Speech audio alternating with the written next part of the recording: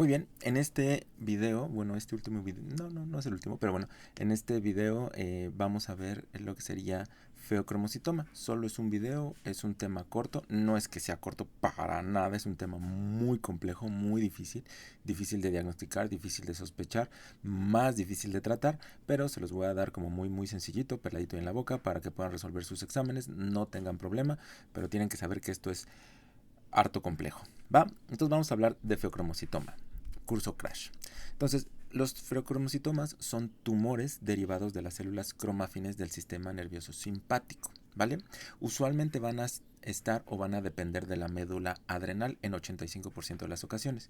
Sin embargo, hasta el 15% van a ser extraadrenales. A estos tumores que están fuera de la médula suprarrenal les vamos a llamar paragangliomas. Entonces ustedes van a encontrar en inglés, lo van a encontrar como enfermedad de feocromocitoma paraganglioma, ¿no? Todo junto. Hace poquito le quisieron cambiar el nombre, quisieron que los paragangliomas solo se llamaran extraadrenales, pero como que no cuajó. Entonces, nada más para que lo sepan, la gran mayoría están en la glándula suprarrenal, pero hay una minoría no despreciable que están fuera, donde pueden estar en cualquier ganglio simpático del cuerpo, o se hace en todos lados, ¿va? Muy bien. Los tumores usualmente son benignos, pero puede ser que haya feocromocitomas malignos, son muy metastásicos y tienen una esperanza de vida muy pobre, ¿vale? Ahora, son muy raros, la incidencia es de 0.05% entre adultos de 30 y 50 años con hipertensión, o sea, son rarísimos. De hecho, me parece que la prevalencia es casi de 0.1 en 1 millón, entonces relax con eso, pero si por ahí tienes algo sospechoso, rápidamente refiérelo a quien más confianza le tengas. Bueno, ¿por qué son tan preocupantes? Porque estos tumores producen, almacenan y secretan catecolaminas. Te las recuerdo. Catecolaminas, noradrenalina, adrenalina y dopamina. Y esto va a provocar estimulación de los receptores alfa y beta en el cuerpo. Entonces, pueden ser, 60% van a ser esporádicos, o sea, como aleatorios, y hasta el 40% pueden ser síndromes familiares. Esto puede ser asociado a neoplasia endocrina múltiple tipo 2A o 2B, ahora 2 y 3, neurofibromatosis, enfermedad de von Hippel-Lindau, y lo que más se ha estudiado son las mutaciones en la succinato deshidrogenasa B y D, ¿va? Entonces, de hecho, siempre lo que nos recomiendan en los lineamientos es que todo paciente que diagnostiques con un feocromocitoma, a todo paciente le hagas el estudio genético para descartar todas las enfermedades asociadas con un feocromocitoma. ¿Por qué? Por la importancia de hacer el consejo genético. Muy bien, ¿cómo se va a presentar? Esto es clásico, pero no es así, no es tan real como viene en los libros. Lo clásico que bueno, que inclusive a mí me enseñaron en la universidad, ya sé que ya pasó, pero bueno, no importa, es que se presentan en crisis, ¿no? Les llaman crisis de feocromocitoma o en paroxismos. Estas crisis se presentan por esto: una crisis hipertensiva o hipertensión asociada al paroxismo de la tríada clásica. La tríada clásica es cefalea, palpitaciones e hiperhidrosis. Nuevamente, en un paciente joven con hipertensión, crisis hipertensiva, que además se presenta con la tríada clásica de cefalea, palpitaciones e hiperhidrosis, es igual a un feocromocitoma hasta no mostrar lo contrario. Pero no es cierto. La realidad es que esta tríada clásica se presenta, dependiendo de dónde lo leas, tan alto como el 55%, tan bajo como el 30%. Entonces, tenerlo como con cautela. Lo que sí tienes que saber es que si tienes un paciente joven con hipertensión, ya sea que entre en paroxismo o no, o un joven con una crisis hipertensiva, tienes que descartar como parte del abordaje de hipertensión secundaria, tienes que descartar feocromocitoma, ¿vale? También pueden presentarse los pacientes con ansiedad, ataques de pánico, diaforesis o taquicardia. También puede haber hiperglucemia, porque recuerda que la epinefrina es una hormona contrarreguladora, responde a la hipoglucemia, pero cuando tenemos mucha epinefrina, entonces esto va a aumentar la producción hepática de glucosa y va a aumentar la resistencia a la insulina, de tal manera que va a aumentar los niveles de glucosa en sangre de tu paciente. Muy bien. Ahora, ¿cuáles van a ser los desencadenantes de estas crisis hipertensivas, crisis de feocromocitoma con la triada clásica? Puede ser presión en la vecinidad del tumor. Entonces, de hecho, por eso al final vamos a ver la preparación quirúrgica, prequirúrgica, porque cualquier cosita que empuje, toque, le sonría al tumor de una manera no tan agradable, entonces va a liberar catecolaminas y vamos a tener una crisis de feocromocitoma.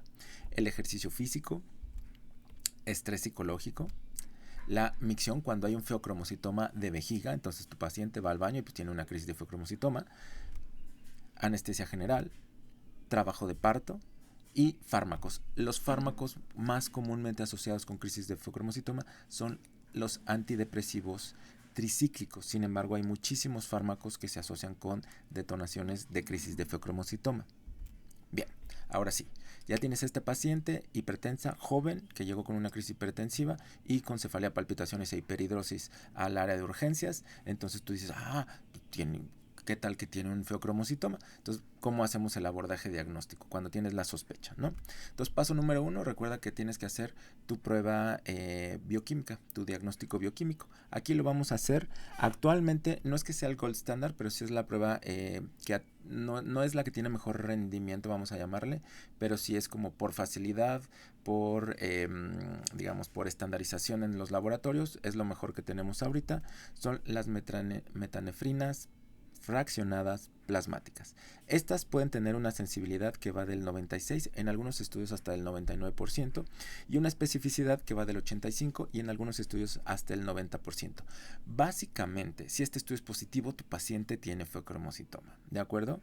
La especificidad es buena, pero no es tanto como quisiéramos, y si tenemos dudas que queremos confirmar, o antes también se hacían las metanefrinas en orina 24 horas.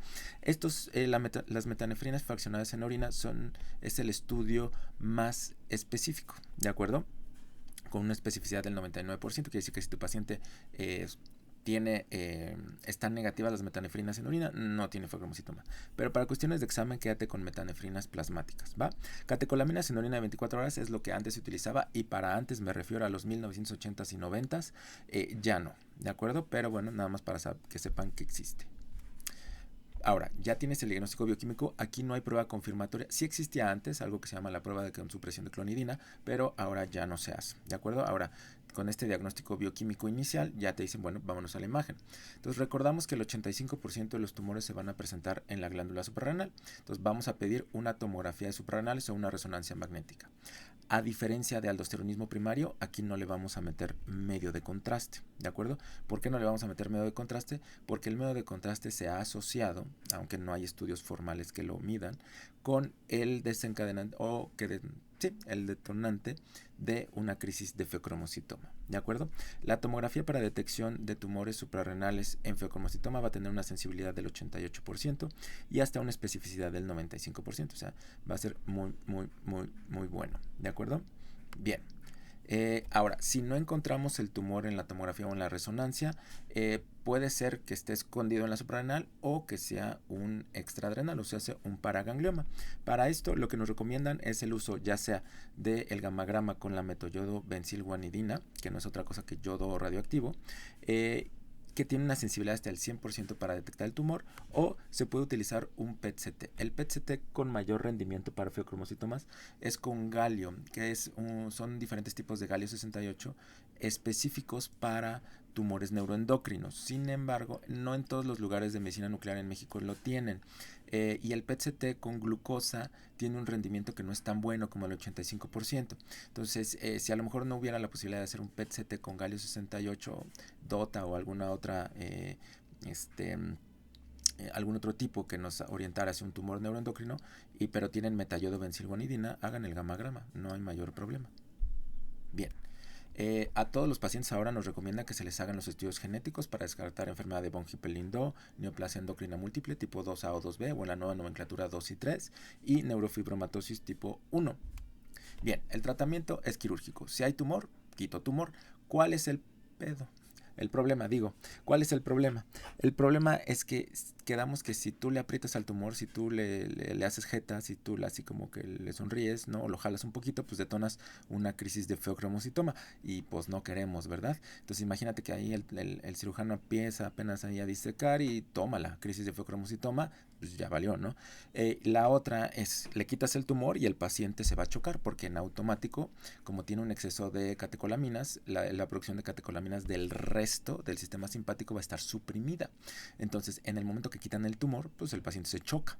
Entonces, vamos a tener que hacer una preparación prequirúrgica muy importante, que aquí se las voy a detallar lento, ¿no? Esto a veces, fíjate, cuando había otros gobiernos, no vamos a hablar de eso, pero se los preguntaban un poquito en esos exámenes en ARMS por ahí de antes del 2018. Todavía hasta el 2020 porque como que copiaban y pegaban todo, pero a partir de 2020 esto como que ya no lo preguntan mucho, ¿va? Pero bueno, hay que repasarlo. Si tú quieres hacer los steps o quieres hacer el MIR, puede ser que te sirva un poquito más, ¿va? Bien, entonces, ¿qué es lo primero? Entonces nosotros vamos a contar 14 días, ahora sí que en reversa, hacia atrás, de cuando el paciente lo van a operar. Entonces por 14 días nosotros vamos a preparar al paciente, ¿va? En el día 14-15 el paciente se va a operar. ¿Qué es lo primero que tenemos que hacer? Quedamos que si le quitamos el tumor al paciente, el paciente pues no va a tener adrenalina, no va a tener catecolaminas y el volumen intravascular va a estar depletado, va a estar bajo. Entonces el paciente se va a chocar, pero se va a chocar gato. Entonces de hecho todos los pacientes que se les opera de un feocromocitoma se tienen que ir a cuidados intensivos. Entonces, lo primerito que tienes que hacer es hidratar al paciente, ¿de acuerdo? Lo vas a hidratar 3 litros al día con ingesta excesiva de líquidos electrolitos, nos dicen 3 litros diarios. Ahora, esto se ha probado en un estudio aleatorizado, doble ciego, no, claro que no, ¿vale? Es una recomendación de experto, no tiene mucha evidencia científica, pero lo hacemos. ¿Por qué? Pues porque no hacer nada, y no puedes hacer un estudio donde, bueno, a unos no les vamos a dar nada y órale, aviéntense a la cirugía, y a otros sí. Esos estudios son para otro tipo de journals que ya no existen. Bien. 2. Tenemos que hacer alfa bloqueo. El alfa bloqueo es para que no haya una crisis de feocromocitoma durante la cirugía. Vas a vasodilatar a tu paciente y lo vas a vasodilatar ¿con qué? Antagonistas o bloqueadores de receptores alfa, ¿vale? Como fenoxibenzamina, doxazocina. En México utilizamos prazosina, ¿va? La meta de presión arterial prequirúrgica es que de manera constante esté por debajo de 130/80 y que no haya picos. Esto es bien importante, o sea, no solo es que ahí tengas algunas mediciones con 130/80, no, lo importante es que esté controlada muy bien y la tendencia a la presión no cambie, ¿no? O sea, que en el tiempo tú veas que está muy, muy, muy estable, que no haya picos. Luego, 4 días antes, 3 o 4 días antes, vamos a beta bloquear al paciente, lo que sería el día 10 de la preparación prequirúrgica. El bloqueo beta, ¿no? Lo vamos a hacer con beta bloqueadores, ustedes ya los conocen, los más comunes, atenolol o metoprolol, y aquí la meta va a ser llevar al paciente una frecuencia cardíaca de 60 o 70, ¿vale? Ya que tenemos todos estos criterios cumplidos, pues el paciente va a pasar a cirugía y aún así, paciente operado, paciente que requiere estancia en cuidados intensivos. Ahora, el pronóstico, si el tumor es benigno, es bueno, pero si el tumor es maligno y ya hay metástasis, el pronóstico es muy malo, ¿va? Pero esto es ahorita, a este nivel de licenciatura, lo único que tienes que saber de feocromocitoma, ¿va? Bien, con esto terminamos el tema, no hay nada más que ver.